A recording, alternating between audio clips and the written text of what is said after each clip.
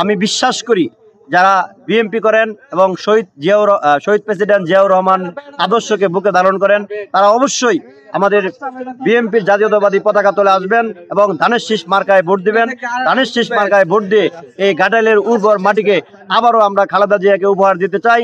আপনারা আসেন, সকল ভেদাভেদ ভুলে আমরা ধানের শীষ মার্কায় বিজয়ী করার লক্ষ্যে আমরা ধানের শীষের পক্ষে একমত হই, আমাদের ধানের শীষের বিজয় সুনিশ্চিত করি। বিসমিল্লাহির রহমানির রহিম। আপনারা জানেন আমি মোহাম্মদ রাসেল মিয়া, সদস্য সচিব ৯ নং সন্ধানপুর ইউনিয়ন যুবদল। আপনারা জানেন ত্রয়োদশ জাতীয় সংসদ নির্বাচন আসন্ন।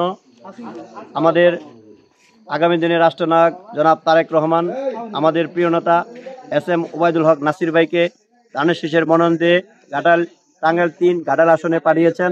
তারই ধারাবাহিকতায় আমরা বিভিন্ন জায়গায় প্রচার প্রচারণা চালিয়ে যাচ্ছি। জনগণের মাঝে আমরা ব্যাপক সাড়া পাচ্ছি। আমাদের মধ্যেই কিছু লোক রয়েছেন আমাদেরই জাতীয়তাবাদী আদর্শিত, তারা বিভিন্নভাবে বলে থাকেন নাসির ভাই ঘাটালের লোক নয়, সে বিভিন্ন কথাবার্তা বলে থাকেন।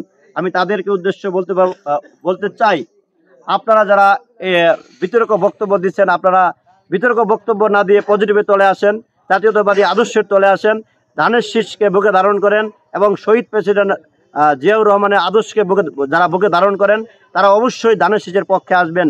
দিন শেষে আমরা সবাই একত্রিত একসাথে কাজ করব এবং ধানের শীষ মার্কাকে বিজয়ী করব।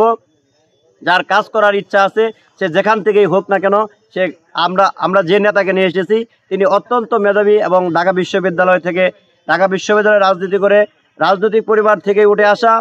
আমরা বিশ্বাস আগামী দিনের ঘাটাইল একটি উর্বর এবং উন্নয়নশীল ঘাটাইলে রূপান্তরিত করবে এই আশা রেখে আপনাদের সকলের কাছে ধানের শীষ মার্কায় একটি করে ভোট চেয়ে আমি আমার সংক্ষিপ্ত কথা শেষ করছি।